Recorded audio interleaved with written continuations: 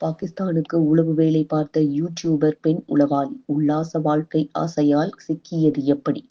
இந்தியாவில் இருந்து கொண்டு பாகிஸ்தானுக்கு உளவு தகவல்களை வழங்கியதாக பிரபல பெண் யூடியூபர் ஜோதி மல்ஹோத்ரா, குசாலா, யமீன் தேவீந்தர், அர்மான் உள்பட 6 பேரை உளவுத்துறை அதிரடியாக கைது செய்துள்ளது. ஹரியானா மாநிலத்தைச் சேர்ந்தவர் ஜோதி மல்ஹோத்ரா.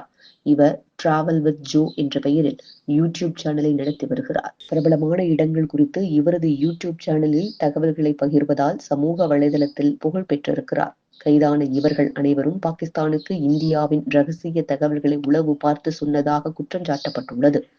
ஜோதி மல்ஹோத்ரா கடந்த 2023ஆம் ஆண்டு கமிஷன் ஏஜென்ட் மூலம் விசா பெற்று பாகிஸ்தானுக்கு சென்றிருக்கிறார். இவருக்கு டெல்லியில் உள்ள பாகிஸ்தான் தூதரகத்தில் அதிகாரியாக பணியாற்றும் ஜேனிஸ் எனப்படும் ஹெஹ்சான் உர் ரஹீம் என்பவருடன் நெருங்கிய பழக்கம் ஏற்பட்டுள்ளது. அது மட்டுமின்றி வாட்ஸ்அப், டெலிகிராம் உள்ளிட்ட செல்போன் செயலிகள் மூலம் பாகிஸ்தானியருடன் ஜோதி தொடர்பில் இருந்து வந்திருக்கிறார். இந்திய பகுதிகள் குறித்த ரகசியங்களை அவர்களுக்கு பகிர்ந்து வந்ததுடன் சமூக வலைதளங்களில் பாகிஸ்தானுக்கு ஆதரவாகவும் செயல்பட்டு வந்துள்ளார். இவர்கள் 6 பேரும் கைது செய்யப்பட்டு தற்போது விசாரணை வளையத்தில் உள்ளனர். மேலும் பாகிஸ்தானுக்கு முகவர்களாகவும் ரகசியங்களை கொடுப்பவர்களாகவும் நிதி பரிமாற்றங்கள் செய்பவர்களாகவும் இவர்கள் செயல்பட்டு வந்துள்ளார்கள் என்று கூறப்படுகிறது. இதனைத் தொடர்ந்தே இவர்கள் 6 பேரும் கைது செய்யப்பட்டுள்ளனர். அது மட்டுமின்றி பாகிஸ்தான் உளவுத்துறை அதிகாரி ஒருவருடனும் ஜோதி நெருக்கமாக இருந்துள்ளார். அவருடன் சேர்ந்து இந்தோனேஷியாவின் பாலி நகருக்கு சென்று வந்திருக்கிறார். பாகிஸ்தான் உளவாளிகளுடன் நெருங்கி பழகி பல்வேறு ராணுவ தகவல்களை கொடுத்தும் வந்திருக்கிறார்.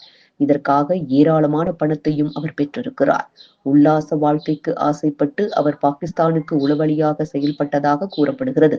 ஜோதி இந்தியாவில் உள்ள பாகிஸ்தான் உயர் ஸ்தானியரகத்தில் நடந்த இஃப்தார் விருந்து நிகழ்ச்சியில் கலந்து கொண்டிருக்கிறார்.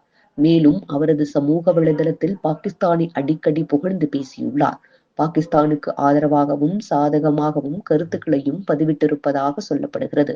இன்ஸ்டாகிராமில் அவர் செய்துள்ள பதிவு ஒன்றில் லாகூரை பாகிஸ்தானின் கலாச்சார இதயம் என்று கூறியுள்ளார். அவர் பாகிஸ்தானுக்கு 4 முறைக்கு மேல் சென்று வந்துள்ளதாகவும் சொல்லப்பட்டிருக்கிறது. இவர் மீது PNS சட்டப்பிரிவு 152 கீழ் 345 ரகசிய சட்டப்பிரிவின் கீழ் வழக்கு பதிவு செய்யப்பட்டிருக்கிறது. இது தொடர்பாக அவரிடம் எழுத்துப்பூர்வமாக வாக்குமூலம் பெறப்பட்டிருக்கிறது.